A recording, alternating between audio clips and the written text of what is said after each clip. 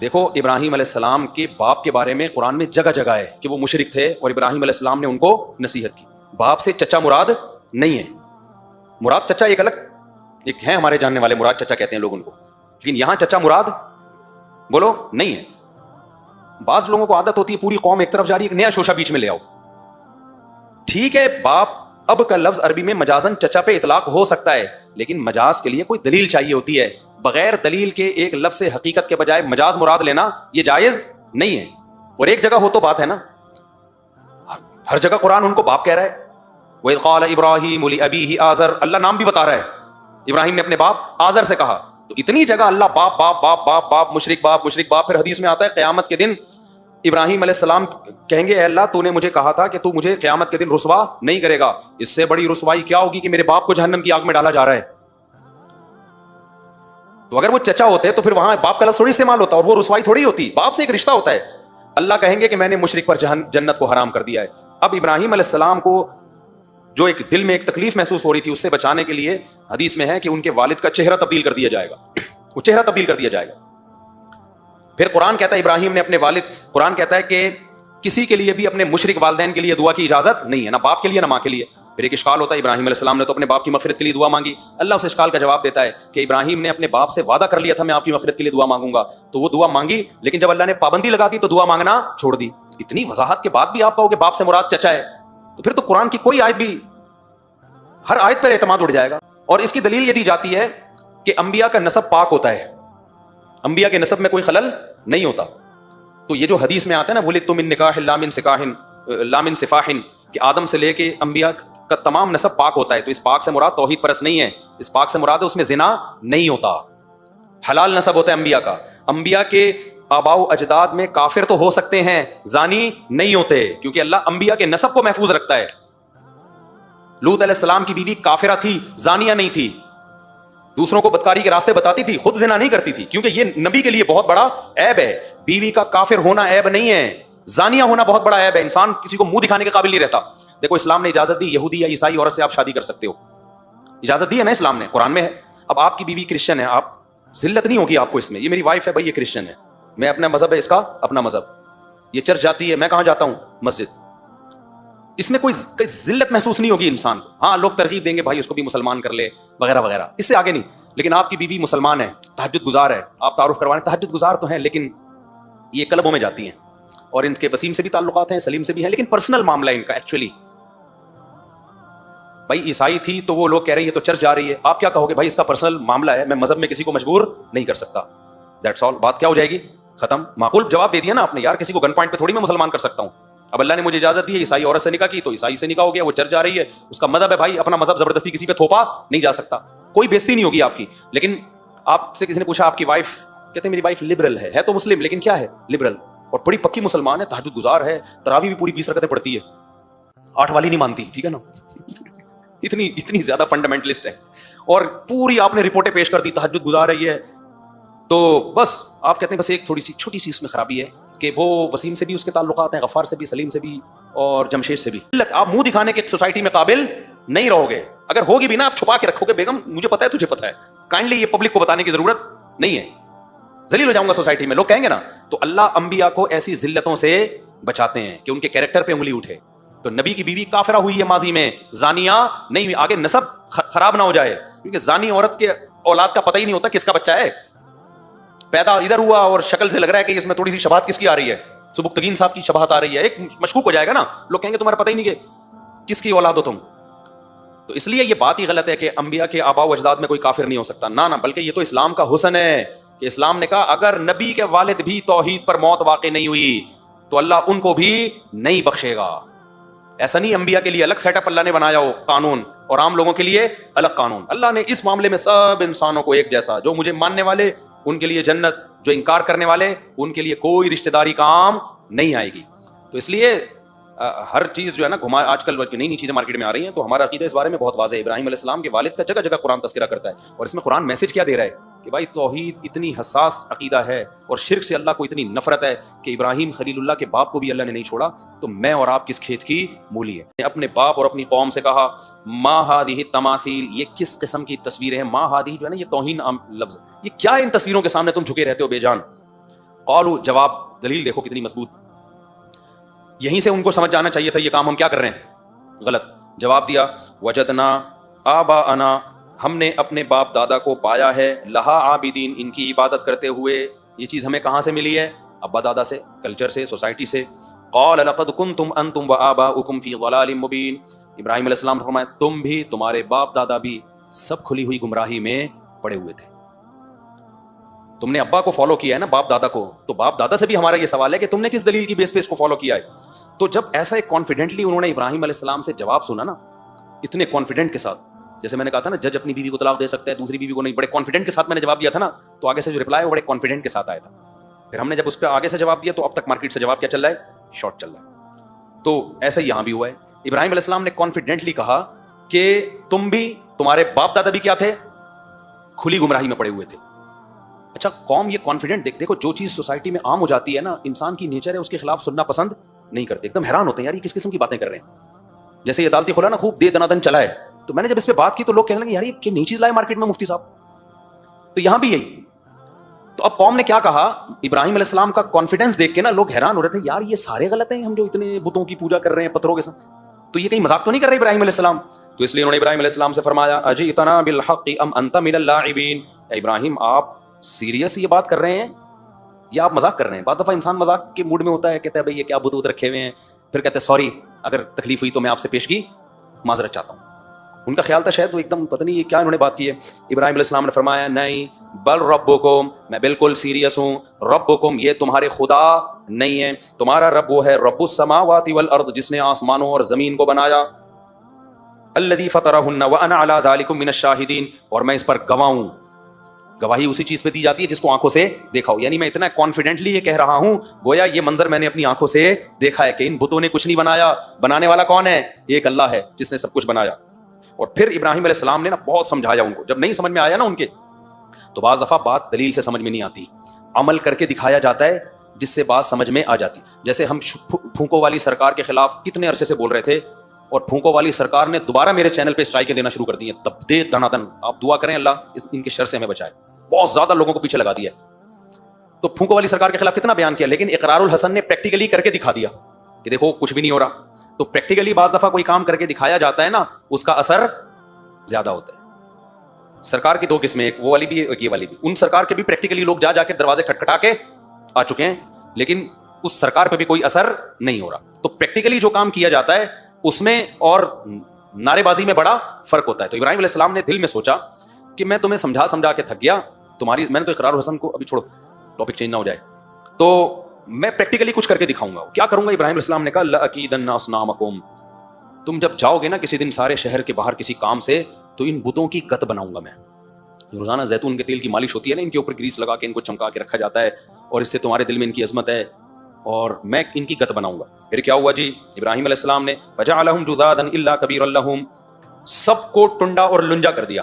کسی کے ہاتھ کاٹ دیے, کسی کی ناک کاٹ دی, کسی کی کان کاٹ دیا, مختلف چیزیں جو چیزیں ہو سکتی تھی وہ کیا کر دی. بھگوان کو اتنی توفیق نہیں ہوتی, چڈا ہی پہن لے بھائی تو تھوڑا سا تو یعنی اس کو خیال کرنا چاہیے نا. تو ابراہیم علیہ السلام جو ان پہ کٹنگ کر سکتے تھے وہ انہوں نے کٹنگ کر لی. پھر کیا ہوا, جب وہ لوگ واپس لوٹے تو جب گئے نا عبادت کے لیے, قالوا من فعل هذا بآلهتنا, کون ہے جس نے ہمارے خداؤں کا یہ حشر کیا ہے. دیکھو کیسے بیوقوف ہیں, خدا بھی کہہ رہے ہو اور یہ بھی کہہ رہے ہو ہمارے اللہ کے, یعنی ان کا جو بنا خود ساختہ خدا اللہ, خود ساختہ اللہ ان کا, کس نے ہمارے خدا کے ساتھ یہ کیا ہے, وہ بڑا ظالم ہے. قالوا سمعنا فتى, کسی نے دیکھا تو تھا نہیں, ویڈیو کیمرے ہوتے نہیں تھے.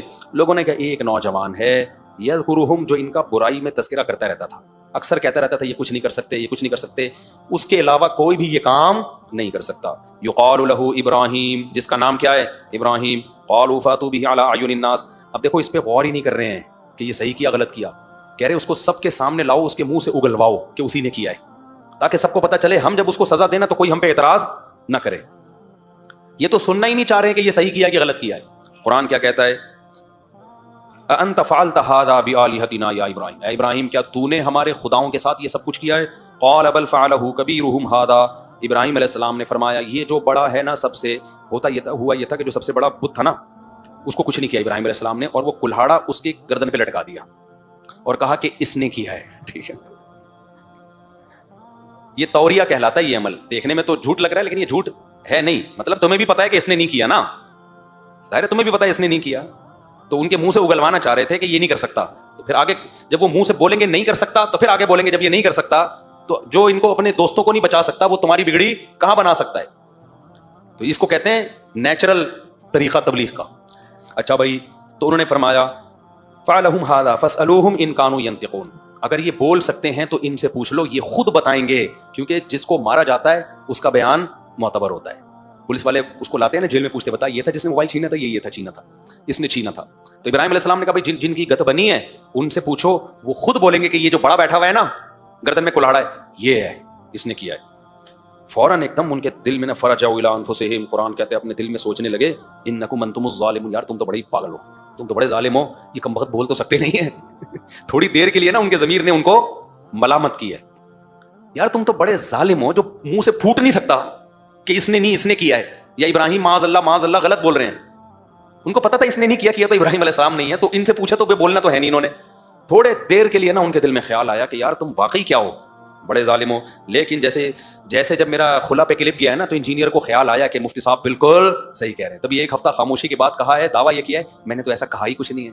یہ ہوتا ہے, ٹھیک ہے. ایک ہفتے تک انجینئر صاحب سکتے میں چلے گئے, یار میں نے واقعی بہت بڑی غلطی کی. ایک ہفتے کے بعد ایک دم خیال ہے اب کیا سے نکلوں بھائی اس مصیبت سے, کہ میں نے تو میرے پر تو وہ الزام لگایا جو میں نے کہا ہی نہیں. تو میں کہہ رہا ہوں پھر آپ بتا دو کہ صحیح کیا ہے, اب بتا دو. اب بھی نہیں بتا رہے. تو یہ ہوتا ہے, یہ پرانا طریقہ چلا آ رہا ہے, یہ ہوتا ہے. تو انہوں نے کیا کہا, ثم نکسوا علی رؤوسہم, پھر پینترا بدلا اور کہنے لگے لقد علمت ما هؤلاء ينطقون, ابراہیم تجھے پتا یہ بول نہیں سکتے, یہ کیسے بیان دیں گے. ابراہیم علیہ السلام ان کی زبان سے یہی اگلوانا چاہ رہے تھے کہ تم اپنے منہ سے پھوٹو کہ یہ بول نہیں سکتے, تم اپنے منہ سے بولو کہ یہ بول نہیں سکتے. پھر جب انہوں نے کہا نا بول نہیں سکتے, ابراہیم علیہ السلام نے فرمایا افتعبدون من دون اللہ, تم اللہ کے سوا عبادت کرتے ہو ان کی, ما لا ينفعکم شیئا, جو تمہیں کچھ بھی فائدہ نہیں پہنچا سکتے, اتنا تک نہیں کر سکتے کہ یہ قاتل ہے, یہ نہیں بول سکتے. ولا یضرکم, اور نہ تمہیں نقصان پہنچا سکتے ہیں.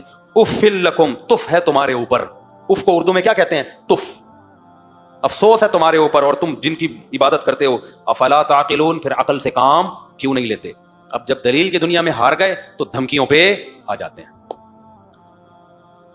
ایک ایک آیت جہلم والی سرکار پہ نا فٹ بیٹھتی ہے.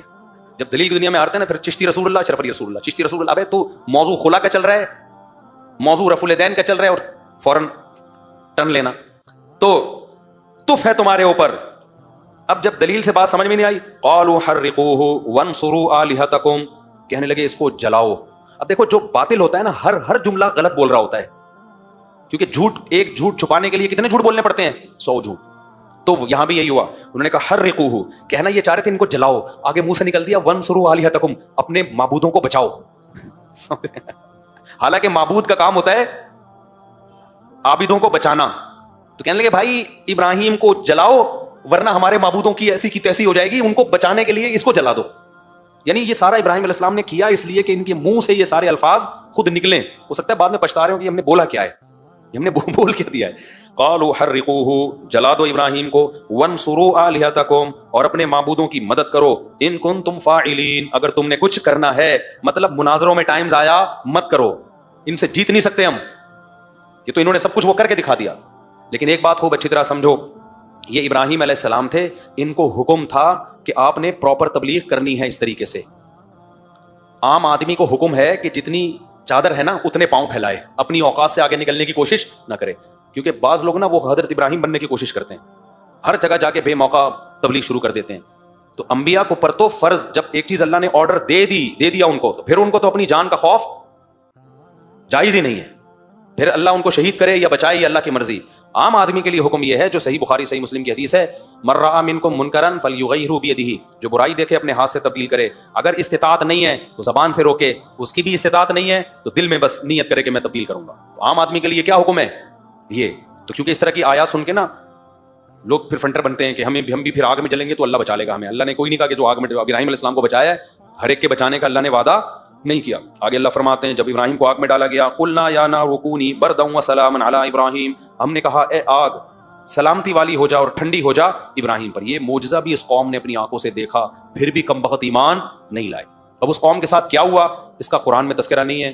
دنیا میں ہمیشہ عذاب نہیں آتا, لیکن اللہ نے ابراہیم علیہ السلام کو حکم دیا کہ آپ یہ علاقہ چھوڑ دیں. آپ کیوں جس جگہ کفر کا ماحول ہو اور آپ کے لیے اپنے دین پہ قائم رہنا مشکل ہو تو شریعت آپ کو وہ علاقہ چھوڑنے کا حکم دیتی ہے. تبھی ہم کہتے ہیں یورپ، امریکہ اور غیر مسلم ریاستوں میں جن لوگوں کو اپنے یا اپنی اولادوں کے بگڑنے کا خطرہ ہے ان کے لیے وہاں اسٹے کرنا جائز نہیں. اب یورپ میں بہت سی مسلمان فیملیاں یہاں موو کر رہی ہیں. اب تک تو وہ رہ رہے تھے، کہہ رہے ہیں اپنے بچوں کے دین محفوظ تھا، لیکن جب سے اسکولوں میں ہومو سیکسولیٹی باقاعدہ پڑھانا شروع کی ہے، اور صرف پڑھا نہیں رہے ہیں بلکہ بچوں سے پوچھا جاتا ہے کہ آپ کو وسیم پسند ہے یا غفار پسند ہے، باقاعدہ ٹیچر پوچھ رہے ہیں، بچوں کا تو بیڑا غرق ہوگا کہ نہیں ہوگا. تو وہ جو بہت سی فیملی میں جانتا ہوں انہوں نے کہا بھائی وہ باقاعدہ نا بچوں کو ایسی باتیں جو بچوں کے تو ذہن صاف ہوتے ہیں ان میں ایسی چیزیں ڈالی جا رہی ہیں چیزیں، پھر ان کو اپریشیٹ کیا جا رہا ہے. تو بہت سی فیملیاں وہاں سے موو کر گئی ہیں. لیکن بہرحال ہم نہیں کہہ رہے آپ موو کریں، لیکن ہم ایک اصول بیان کر رہے ہیں جس جگہ آپ کو یہ خطرہ ہو کہ ہمارا دین محفوظ نہیں رہے گا اس جگہ سے موو کرنا آپ پر واجب ہے. اور فوراً معاش کا مسئلہ کھڑا ہوتا ہے کہ کھائیں گے کہاں سے. تو اللہ نے قرآن میں اس کا جواب دے دیا کہ جو اللہ کی خاطر کسی علاقے کو چھوڑے گا یجد فی الارض مراغما کثیرا وسعا، قرآن کے الفاظ ہیں، زمین میں بہت بڑی وسعت پائے گا اور زمین کا سینہ وہ کشادہ پائے گا. کیونکہ اللہ کی زمین چھوٹی نہیں. اور میں نے دیکھا ہے جن لوگوں نے دین کی خاطر ہجرت کی ہے نا انہیں اللہ نے بہت نوازا ہے، بہت نوازا. ایسے بہت سے دوست میں جانتا ہوں، ہمارے ایک دوست آسٹریلیا میں پولیس آفیسر تھے، وہاں ان کو زنا کا خطرہ تھا، بڑے ہینڈسم اسمارٹ سے تھے، لڑکیاں خود زنا کی دعوت دیتی تھی گوری. وہ بڑے ٹینشن میں آ گئے، انہوں نے کہا یار مجھے تو خطرہ ہے، میں تو بچے وہ زنا سے کہتے ہیں لیکن مجھے پھر بار بار وسوسے آتے تھے. کہہ رہے میں نے کہا اس ملک کو چھوڑو، سعودی عرب چلو. چھوڑ دیا انہوں نے ملک. کہنے کوئی روزگار نہیں تھا، پولیس آفیسر آسٹریلیا میں کوئی کم جاب تھوڑی ہے، ٹھیک ٹھاک تنخواہ تھی. کہتے جب میں آ رہا تو مجھے مسجد کے امام نے کہا، میں پاکستان آ رہے تھے، وہ مسجد کے امام نے کہا کہ تم جنت چھوڑ کے جہنم میں جا رہے ہو. کہتے میں نے کہا میں دنیا کی جنت چھوڑ کے دنیا کی جہنم میں جا رہا ہوں لیکن آخرت کی جہنم چھوڑ کے آخرت کی جنت میں جا رہا ہوں. کہہ رہے کم از کم یہاں میرا دین محفوظ ہے، ایسا زنا کا خطرہ نہیں ہے. یہاں تو زنا کے لیے بہرحال کچھ نہ کچھ تو حیا ہے نا، وہاں تو روڈوں پہ لوگ زنا کی دعوت دے رہے ہوتے ہیں. ابھی میں زیادہ ڈیٹیل میں اس لیے جاؤں گا جو بیٹھے ہوئے پتہ چلا وہ سارے آسٹریلیا پہنچے ہوئے ہیں، زیادہ کھل کے میں بات نہیں کروں گا نا. ہم حضرت مفتی تقی صاحب جب یورپ کا سفر کر کے انہوں نے وہاں کی بے حیائی کے حالات لکھے، برائی میں کہ یہ کتنی بے حیائی ہے. حضرت مفتی رشید احمد صاحب رحمہ اللہ نے وہ ہمیں فرمایا کہ حضرت نے مفتی تقی صاحب نے لکھا تو اچھی نیت سے لیکن یہ ایسی ٹھرکی قوم ہے نا، جب یہ واقعات سنے کہ بولے کہ ٹکٹ کٹا یورپ بھاگ، تو اس لیے برائی کو بہت زیادہ ڈیپ میں جا کے ایکسپلین نہیں کیا جا سکتا. تو جہنم میں بھائی، تو اللہ میاں نے بھی ابراہیم علیہ السلام کو حکم دیا اب یہ علاقہ چھوڑ کے نکل جائیں. اور اس کے پھر اللہ نے ابراہیم علیہ السلام کو نوازا کیسا ہے، قوم سے بغاوت کی، چھوڑ دیا اس قوم کو. اللہ نے آپ کو 2 نیک بیویاں دی، حضرت سارہ اور حضرت ہاجرہ. اسی کلچر میں شادی کرتے پتہ نہیں کیسی بیوی ملتی، دونوں نیک مسلمان، قربانی والی. اتنی قربانی والی اللہ نے بیوی دی کہ مکہ کی بیابان زمین میں چھوڑ کر آ رہے ہیں اور اللہ کا حکم سمجھ کے، اور بیوی احتجاج نہیں کر رہی. صحیح بخاری کی حدیث ہے، زوجہ نے پوچھا اب ہمیں یہاں کیوں چھوڑ رہے ہو، اللہ کا حکم ہے. فرمایا ہاں. بس یہ لفظ سنا حضرت ہاجرہ نے فرمایا اذا اللہ یضیعنا، پھر اللہ ہمیں ضائع نہیں کرے گا. ایسی حوصلے والی بیوی کہاں ملتی ہے بھائی کسی کو. فوراً خواتین کہتی ہیں ایسا میاں بھی تو مارکیٹ سے شارٹ ہے.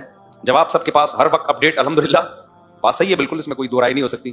تو پھر اللہ نے بیٹے کتنے نیک اور پیارے دیے، اسحاق اور اسماعیل. خاندان چھوڑا، نیا خاندان دی. تبھی جو لوگ دوسری شادی کرتے ہوئے ڈرتے ہیں نا خاندان نکال دے گا باہر، تو میں ان سے کہتا ہوں خاندان بنتا ہی بیوی اور بچوں سے ہے. آپ کا خاندان آپ کو نکال دے کوئی ایسی بات نہیں ہے. آپ کی جب 4 ہوں گی اولاد ہوگی تو آپ کا خود اتنا بڑا خاندان ہوگا کہ جس خاندان نے آپ کو نکالا تھا نا وہ آپ کے خاندان کا ایک چھوٹا سا پارٹ ہوگا، پھر آپ اس کو نکالو. جب میں نے دوسری کی نا میرے خاندان میں بہت سے لوگوں نے اعتراض کیا. آج سب سے زیادہ میرے خاندان میں میرے خاندان کے افراد ہیں، باقی سب چھوٹے چھوٹے سے رہ گئے ہیں. تو قربانی دینا سیکھو، اسلام سب سے پہلے. اور یہ تعدد زوجات بھی اسلام کا حکم ہے. خواتین بیوہ طلاق یافتہ ان کو زنا سے بچانے کا واحد حل ہے، اپنے آپ کو بھی اور ان کو بھی. اس لیے کسی کی مت سنو. ابراہیم علیہ السلام نے کسی کی نہیں سنی. تو چھوڑنے کے 2 طریقے ہوتے ہیں، ایک علاقہ چھوڑ دو، وہ چھوڑ نہیں سکتے ہم، کہاں جائیں گے بھائی. ایک ہے کلچر کو چھوڑ دو، تو کلچر چھوڑنا بھی خاندان چھوڑنا کہلاتا ہے. جو عورتیں جن کے یہاں بے پردگی ہے، عورت کلچر چھوڑے پردہ کرنا شروع کر دے. جن کے داڑھی کٹانے کا رواج ہے، کلچر چھوڑو داڑھی رکھنا شروع کر دو. جن کے ہاں فحش فلمیں دیکھنے کا رواج ہے، کھلے عام چل رہی ہیں، کلچر چھوڑو. آپ بولو بھائی ہم بے حیائی کو پروموٹ نہیں کریں گے، میں اپنی اولادوں کو نہیں دیکھنے دوں گا یہ ڈرامے فلمیں. تو جب آپ قربانی دو اپنے بیوی بچوں کو اس عذاب سے بچانے کے لیے چھوڑنا پڑتا ہے خاندان. سمجھتے ہو کہ نہیں سمجھتے؟ تو چھوڑو گے تو پھر اللہ نوازے گا. ابراہیم علیہ السلام نے چھوڑا، اللہ نے ابراہیم کو ایسے پیارے بیٹے دیے بڑھاپے میں، وہ بھی ایک اسحاق اور ایک اسماعیل. اور کہہ دیا کہ یہ اکیلا اسحاق یہ ہے تو ایک، آگے اس کی نسل میں سینکڑوں پیغمبر پیدا ہوں گے. انہی کی نسل میں داؤد علیہ السلام، سلیمان علیہ السلام، یوسف علیہ السلام، موسیٰ کلیم اللہ، عیسیٰ روح اللہ، زکریا علیہ السلام، یحییٰ علیہ السلام، حضرت مریم. کتنے بڑے بڑے لوگ کس کی اولاد میں پیدا ہو رہے ہیں؟ ابراہیم. کتنا فخر ہوگا. پھر سب سے بڑا انعام محمد صلی اللہ علیہ وسلم، وہ بھی کس کی نسل میں؟ ابراہیم علیہ السلام کی نسل میں. تو یہ سب قربانیوں کا صلہ ہے بھائی, سمجھتا ہے کہ نہیں سمجھتا؟ اور یاد رکھو, میں انڈیا والوں سے کہتا ہوں جو ہندو ہیں خاص طور پر, کہ تمہارا کلچر ہے بت پرستی, تم اگر اس کلچر میں توحید والے مذہب کو لوگے, اللہ کی نظر میں تمہاری قدر عام مسلمانوں سے زیادہ ہوں گی.